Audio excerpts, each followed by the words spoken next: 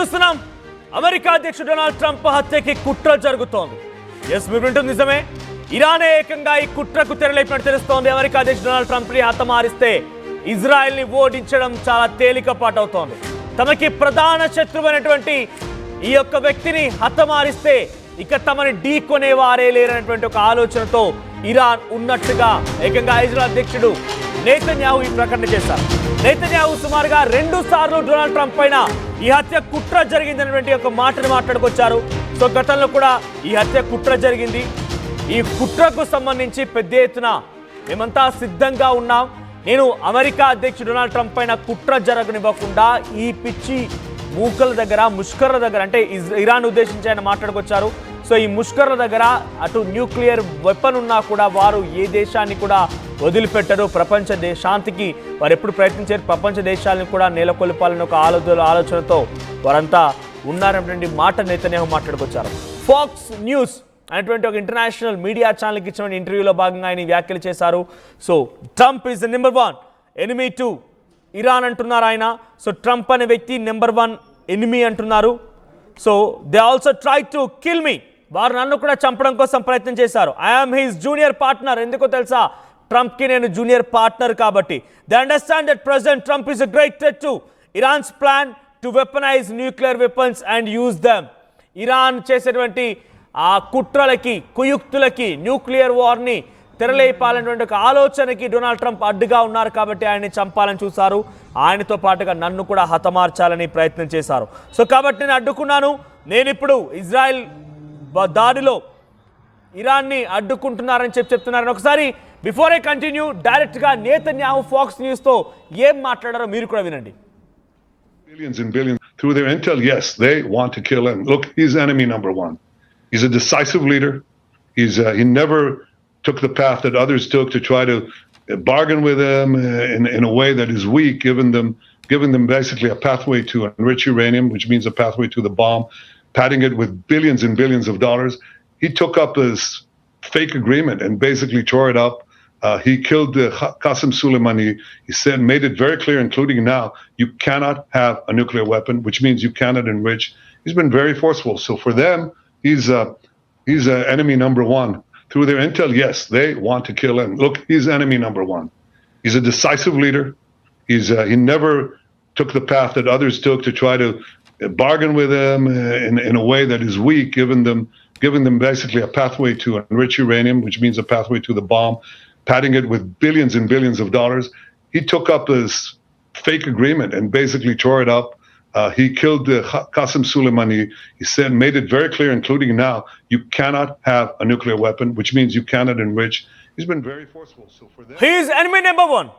And when Donald Trump doesn't go, when he is lost, and ఏమంటున్నారంటే ఎప్పుడైతే Donald Trump దీనావస్థకు వెళ్ళిపోతారో అలా వెళ్ళడు. ఆయన కాలబేరానికి ఏదో ప్లీజింగ్ మేనర్లో వెళ్ళడు. ఆయన డిసిసివ్ లీడర్, అంటే ప్రపంచ దేశాల్లో ఒకలా చాలా గొప్ప నాయకుడు అంటూ డొనాల్డ్ ట్రంప్ని అభివర్ణిస్తూ ఆయన అందరిలాగా కాళ్ళ బేరానికి చాలా దిగజారిన స్థితిలో ఆయన కాంప్రమైజ్కి వెళ్ళడు. ఆయన అటువంటి సిచ్యువేషన్లో ఉంటారు కాబట్టే ఇరాన్కి నచ్చడం లేదు. He's enemies number 1. ఇరాన్కి ఆయన మొదటి శత్రువు అన్నట్టుగా చెప్తున్నారు ఆయన. అయితే గతంలో కూడా ఇదే రకంగా కొన్ని ప్రయత్నాలు ఇరాన్ చేస్తే దాన్ని తిప్పికొట్టింది అటువంటి మాటను కూడా ఆయన మాట్లాడుకొచ్చారు. గతంలో ఒక వ్యక్తిని కూడా హతమార్చని చెప్పుకొచ్చారు. డొనాల్డ్ ట్రంప్ నెంబర్ 1 శత్రువు, అమెరికా అధ్యక్షుడు, సమస్యని పరిష్కరించగల సమర్థ నాయకుడు. బలహీనమైన రీతిలో ఆయన ఎప్పుడు కూడా బేరాలకు వెళ్ళడు, బేరసారాలు చేయడానికి ఆయన ఇష్టపడరు. గతంలో కూడా ఒక నకిలీ ఒప్పందాన్ని ఆయన తిప్పికొట్టారు. కాసిం సులేమనీని మట్టు పెట్టారనేటువంటి మాటని నెతన్యాహు మాట్లాడుకొచ్చారు.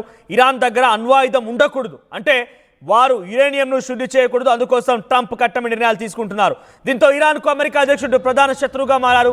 అందుకే ఆయనను చంపాలని టెహరాన్ ప్రయత్నం చేస్తోంది అని చెప్పి నెతన్యాహు అన్నారు.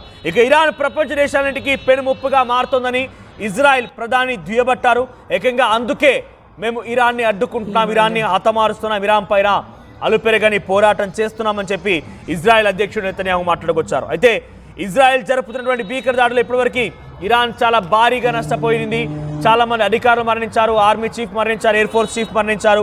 ఒక అచేతనమైన స్థితిలో ఇరాన్ నెట్టవేయబడింది. అయితే ఇప్పుడు నెతన్యాహు మాట్లాడుతున్న ఈ మాటలు చాలా హాట్ టాపిక్ గా మారుతున్నాయి. ఏకంగా డొనాల్డ్ ట్రంప్ ని చంపేందుకు ఇరాన్ కుట్ర చేసింది అని చెప్పుకొచ్చారు ఆయన. గతంలో కూడా ఇటువంటి కుట్రల్ని అటు తిప్పికొట్టింది అమెరికాకు సంబంధించినటువంటి ఒక కుట్రదారి అయినటువంటి కాసిం సులేమానీని మట్టుబెట్టింది అమెరికా అంటూ కూడా ఆయన మాట్లాడుకొచ్చారు. ప్రస్తుతానికి అమెరికా అధ్యక్షుడు డొనాల్డ్ ట్రంప్ మరి నెతన్యాహు మాటలపై ఎలా స్పందిస్తారో చూడాలి. ప్రస్తుతానికి అయితే ఏకంగా ఇజ్రాయెల్ చాలా పక్కాగా చెప్తోంది అలీ ఖమేనీ టార్గెట్ గా తెహరాన్ లో దాడులు చేయబోతున్నామని చెప్తోంది. రష్యా అధ్యక్షుడు కూడా అలీ ఖమేనీకి చాలా స్పష్టమైనటువంటి ఒక సమాచారం ఇచ్చినట్టు తెలుస్తోంది. నీ ప్రాణాలు పూర్తిగా ప్రమాదం నెట్టవేయబడ్డాయి, నీవు కనుక నీ ప్రాణాలను కాపాడుకోలేకపోతే, నెగోషియేషన్ వెళ్ళకపోతే, శాంతి కోసం ప్రయత్నం చేయకపోతే నీ ప్రాణాలు కోల్పోవాల్సి వస్తుందంటూ కూడా రష్యా అధ్యక్షుడు అటు అలీ ఖమేనీకి చెప్పినట్టు తెలుస్తోంది. మరిన్ని అప్డేట్స్ మా ప్రతినిధి సచిన్ సిద్ధంగా ఉన్నారు. సచిన్, ఏకంగా డొనాల్డ్ ట్రంప్ హత్యకే కుట్ర చేస్తోంది ఇరాన్ అనే మాటని ఇజ్రాయెల్ అధ్యక్షుడు నెతన్యాహు మాట్లాడుకొచ్చారు. ఇదిలా ఎటువంటి పరిస్థితి దారితీయబోతోంది? అమెరికా డొనాల్డ్ ట్రంప్ రియాక్షన్ ఏముండే అవకాశం ఉంది? ట్రంప్ రియాక్షన్ కి సంబంధించి ట్రంప్ బహుశా ఇంకా నేరుగా రంగంలోకి దిగాడా అంటే కనుక బిగ్గెస్ట్ క్వశ్చన్ మార్క్. ఎందుకంటే రోజుకు ఒక క్వశ్చన్ తెలుస్తుంది. నిన్న కాక మొన్నేమో 60 రోజులు అయిపోయింది, 61 రోజుకి వచ్చేసారు. ఇప్పటికే మీకు నా దగ్గర బిగ్గెస్ట్ ప్లాన్ ఉంది, ఇప్పుడు చేయబోయే అటాక్ మరి క్రూయల్ గా ఉండబోతుందంటూ ట్రంప్ చెప్పిన నేపథ్యం మనం చూసాం. అయితే ఇప్పుడు ఇంకొక అడుగు ఏం చేశారంటే ట్రంప్ ఇరాన్ మధ్య భారత్ పాకిస్తాన్ లాగే చర్చలు జరిపిస్తాను, భారత్ పాకిస్తాన్ లాగే డిస్కషన్స్ జరిపించి ఈ డీల్ని కుదిరిస్తాను అనే టైప్ లో మాట్లాడుకొచ్చాడు. సో ఇప్పుడు ఏం చేయబోతున్నాడు అనేది చాలా ఆసక్తికరంగా అయితే ఇప్పుడు ఇచ్చిన ఒక అంతర్జాతీయ వార్తా ఛానల్ కి ఇంటర్నేషనల్ న్యూస్ ప్లాట్ఫామ్ కి ఇచ్చిన ఇంటర్వ్యూలో ఇప్పుడు ఇజ్రాయెల్ ప్రధాని బెంజమిన్ నెతన్యాహు ఏం చెప్పాడంటే గతంలోనే ప్రయత్నాలు చేస్తుందంటే చెప్పడం ఇప్పుడు చెప్పాలి. ఇప్పుడు ప్రయత్నాలు చేస్తుంది. ఎందుకంటే ఈ మాట్లాడుతున్న ఆశ్చర్య విషయం అది కాదు అమెరికా అధ్యక్షుడు డొనాల్డ్ ట్రంప్ మీద. అంటే ఒకవేళ గతంలో అంటే ఎలక్షన్స్ ముందు జరిగిన ఆ కాల్పులకు సంబంధించి ఇరాన్ చేయించిందా, ఇది బిగ్ క్వశ్చన్ మార్క్. అంతకన్నా ప్లాన్ కి వెళ్లే ప్రయత్నం జరిగిందా, ఇవన్నీ కూడా ప్రస్తుతం ఇన్వెస్టిగేషన్ లో బయటకు వచ్చే అంశాలాగా కనిపిస్తున్నాయి మనకి. కానీ ఇక్కడ ఎక్కడా కూడా పూర్తి స్థాయిలో తగ్గేదే లేదన్నట్టుగా మాత్రం వ్యవహరిస్తున్నాయి. కానీ ఇది ఎలా ఉంటుంది అనేది ఇది ఒక చంపపెట్టు అనే అంశానికి సంబంధించి మాత్రం అనుకోవడానికి లేదు. ఎందుకంటే ఇజ్రాయెల్ ప్రయోగిస్తున్న బాణం అని చెప్పుకోవాలి. ఎందుకంటే ట్రంప్ ని ఒక స్మూత్ వేలో నిన్న ప్రొజెక్ట్ చేసుకున్న సందర్భం ఉంది కాబట్టి ఇప్పుడు బాణాన్ని ఎక్కువ పెట్టాడు. సో ప్రస్తుతానికి డొనాల్డ్ ట్రంప్ ని చంపబోతున్నారు, అందుకే కుట్ర చేస్తున్నారు అని చెప్పి నెతన్యాహు మాట్లాడుకొచ్చారు. నిజానికి ఇరాన్ కి ఆ పరిస్థితి ఉందా అంటే కనుక ఒకసారి ఆలోచించండి. ఇరాన్ ఇజ్రాయెల్ వైపుగా దాడి చేయడానికి ప్రధాన కారణం గాజా, లెబనాన్, సిరియాల పైన ఇజ్రాయెల్ దాడి చేయడమే. సో కొంతమంది అక్కడి వ్యక్తులని, హమాస్, హెజ్బోల్లాలకు సంబంధించిన వ్యక్తులని ఇటు ఇజ్రాయెల్ అంతమొందించింది. ఆ తర్వాత వారంతా కూడా పెద్ద ఎత్తున ఇజ్రాయెల్ పైన తిరుగుబాటు దాడి చేశారు. ఇజ్రాయెల్ కూడా కొన్ని నష్టం వాటిల్లింది. అయితే వారందరికీ ఎక్కడి నుంచి వస్తున్నాయి వెపన్స్? గాజాకి, లెబనాన్కి, సిరియాలకి, హమాస్, హెజ్బోల్ లాంటి సంస్థలకి ఎక్కడి నుంచి వస్తున్నాయి ఈ వెపన్స్ అనేది మాత్రం పరిశీలించినప్పుడు ఇరానే ఆ వెపన్స్ సమకూరుస్తోంది. పైపెచ్చు ఇరాన్ ఒక హెచ్చరిక జారీ చేసింది, నువ్వు హమాస్, హెజ్బోల్లాల పైన దాడి చేస్తే నీ అంతు తేలుస్తానని చెప్పి ఇజ్రాయెల్ పైన చాలా బాహటంగానే వార్నింగ్ ఇచ్చింది ఇరాన్. దీంతో ఇజ్రాయెల్ ఏం చేసింది, డైరెక్ట్ గా ఇరాన్ పైన రంగంలోకి దిగింది. ఇక ఇరాన్ అంతకంటే ముందే ఇజ్రాయెల్ పైన దాడి చేసింది. తమకున్న ఐరన్ డోమ్ శక్తితో ఇజ్రాయెల్ తమని తాము కాపాడుకునే ప్రయత్నం చేసింది. కానీ ఇప్పుడు ఏ మాత్రం కూడా ఇజ్రాయెల్ విడదలుచుకోలేదు.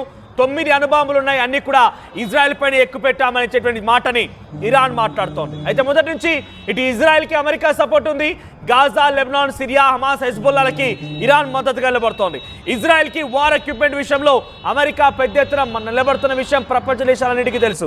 ఈ నేపథ్యంలోనే అమెరికా ఇజ్రాయెల్కి సపోర్ట్ చేస్తోంది కాబట్టి అమెరికా పైన కుట్ర పడాలన్న ఆలోచనతో ఇరాన్ ఉంది. పైపెచ్చు ఒక 6 months బ్యాక్ మనం పరిశీలిస్తే కనుక అమెరికా అధ్యక్షుడు నెతన్యాహుతో, అలీ ఖమేనీతో సంప్రదింపులు జరిపి మీరు యుద్ధాన్ని ఆపేయండి, ఇప్పటితో యుద్ధాన్ని నిలిపేయండి, లేదంటే ప్రమాదం పెద్ద ఎత్తున వాటిల్ అవకాశం ఉంది, మీరు వినకపోతే ఇద్దరిపైన కొంత ప్రపంచ దేశాలు నిర్ణయం తీసుకోవాల్సి వస్తున్న ఒక స్ట్రాంగ్ వార్నింగ్ని పంపించారు.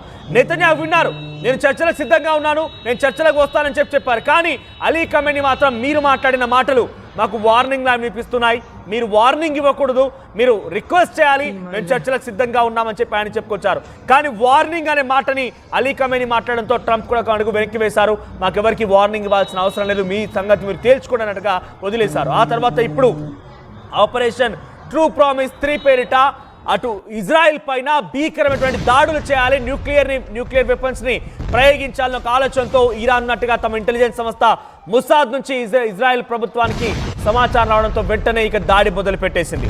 ఇరాన్ ఇజ్రాయెల్ పైన పెద్ద ఎత్తున దాడి చేయాల ఆలోచనల నేపథ్యంలోనే ఇజ్రాయెల్ తిరుగుదాడి చేసింది. ముందస్తుగానే ఇరాన్ని కంట్రోల్ చేసే ప్రయత్నం చేసింది. సో పెద్ద ఎత్తున డ్రోన్లతో క్షిపణులతో దాడి చేసి ఇరాన్ని ముక్కలు